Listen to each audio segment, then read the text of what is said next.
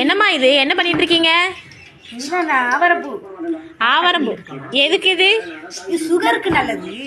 சுகருக்கா? ஹாஸ்பிட்டலுக்குலாம் போவாங்க சுகருக்கு. சுகருக்கு ஹாஸ்பிட்டல் போறது, அது மாத்திரை டேப்லெட்ஸ் எல்லாம் தூங்கணும், அது உடம்புக்கு பாதிக்கும்.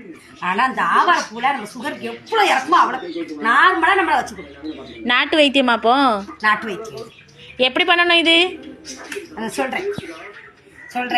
இதை வந்து எப்படி பண்ணணும்னா, என்ன இருக்கா, இது வந்து நம்ம காய வச்சு நல்ல எண்ணெயில காய வைக்கணும். 7 நாளைக்கு எண்ணெயில காய வச்சா நொறுக்கி அது கூட வச்சுக்கலாம். அதில் வச்சு நம்ம அவிச்சு நம்ம குடிச்சா நம்ம என்னன்னாலும் சாப்பிடலாமா. ஆனால் நமக்கு சுகர் கொஞ்சம் அதிகமாக உடம்பு ஒரு மாதிரி இருந்துச்சுன்னா உடனே இவ்வளோ காலம் 5 அழுப்பு மருந்து எப்படி நம்ம அவிச்சு குடிக்கும், அதே மாதிரி இதை அவிச்சு நம்ம குடிச்சா நம்ம அதனால இறங்கிடும். ஆனால் நான் டெய்லி குடிப்போமா இது எப்படிமா? அந்த வேரெல்லாம் போடணுமா? இலையெல்லாம் போடணுமா? எப்படிமா? இலையெல்லாம் போடணுமா? இன்னும் இருக்கலாம். எப்படி நறுக்கி நறுக்கலாமா? இந்த மொட்டு கிட்டலாம் அப்படி நறுக்கி இப்படி போட்டா இப்படி அந்த இதோட போடும் நறுக்கலாம். தண்டெல்லாம் வேண்டாம், இலை வேண்டாம். என்ன இதில் பாக்கிங்களா காய் என்ன கிடக்கல காய், இந்த காயெல்லாம் காஞ்சிரும். காஞ்ச பிறகு நல்ல நொறுக்கி வச்சா நொறுக்கிடும். இதெல்லாம் இது கூட வேற என்ன சேர்க்கலாமான்னு நீங்க கேட்கீங்களா? ஆமா, சேர்க்கலாம்னா நவாப்பழம் கொட்டை இருந்தா சேர்க்கலாம். அது சீசனுக்கு கிடைக்காதுலாமா? கிடைக்காதுல்ல.